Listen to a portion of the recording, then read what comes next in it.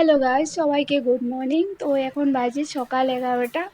আর 11টার সময় আমি নিজের বাড়িতে চলে আসলাম। কতটুকু কাজ হচ্ছে না হচ্ছে তোমাদেরকে শেয়ার করছি। তো ফল সিলিংয়ের কাজ শেষ হয়ে গেছে। এটা হলো করিডোর।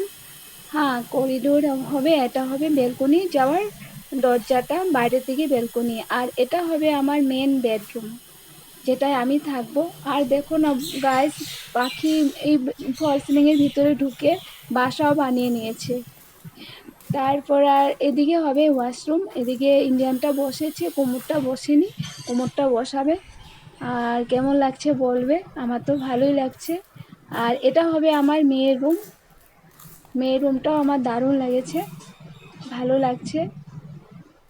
ফল সিলিংয়ের কাজ শেষ হয়ে গেছে, পুটিংয়ের কাজও শেষ হয়ে গেছে। এখন রঙের কাজ হবে, দরজা জানালা আর অনেক কিছু তো আছে জানোই। তো কেমন লাগছে বলবে।